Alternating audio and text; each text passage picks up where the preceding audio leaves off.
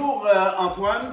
Olivier. On est Batara. Je sais que ça fait un bout de temps que vous ne nous avez pas vus. On était très occupés, mais on avait des bonnes raisons.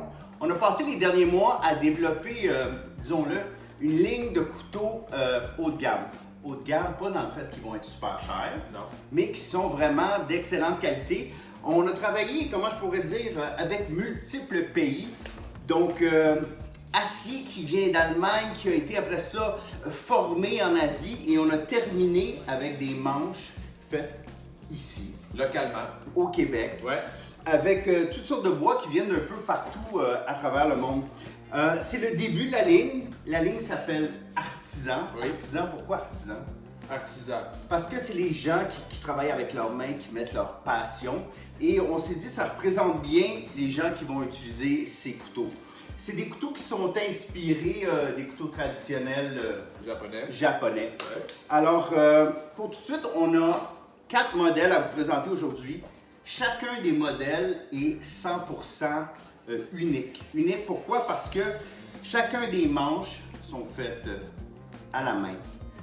Sont faites pas nécessairement du même bois. Donc aujourd'hui, si vous prenez ce Santoku-là, il est fait en quel bois, Olivier? Il est fait en wedge. Alors, wedge, qui est un bois... C'est un bois d'Afrique. Tu sais, c'est le même bois qu'ils prennent pour faire les masques de cérémonie. Et voilà. Un peu comme dans nos vidéos qu'on avait faites. Alors, Santoku, qui est vraiment le couteau passe-partout. En fait, Santoku, c'est un peu comme la traduction, là, c'est three purposes qu'ils disent en anglais. Donc, on coupe le poisson, les légumes et... les fruits.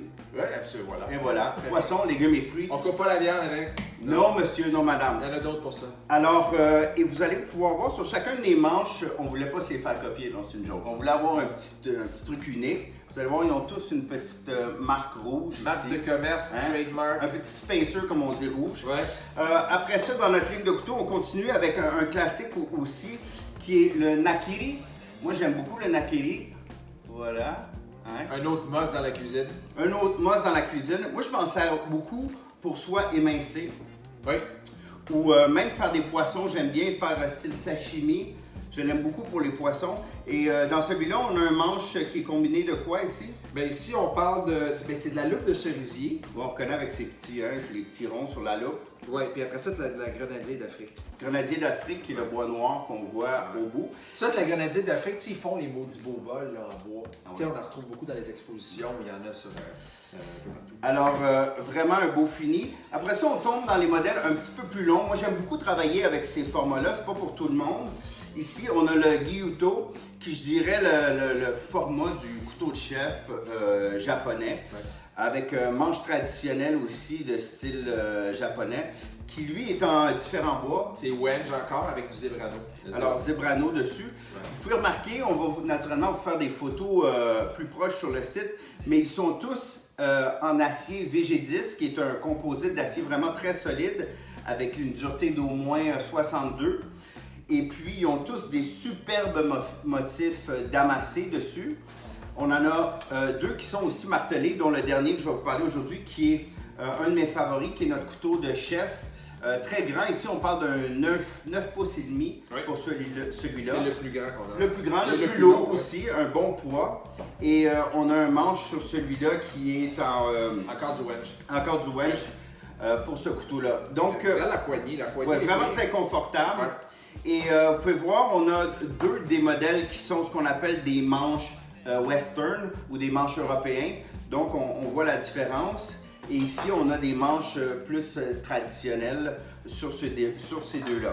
Donc, encore une fois, je vous répète, on n'en a seulement que 4 couteaux en ce moment. On avait 5. Oui, on peut même pas vous présenter parce qu'il est parti. Donc, il y en a seulement 4. Ils sont uniques. Ils vont partir très vite. Éventuellement, on va en avoir d'autres qui vont rentrer, mais à chaque fois, les couteaux vont être uniques.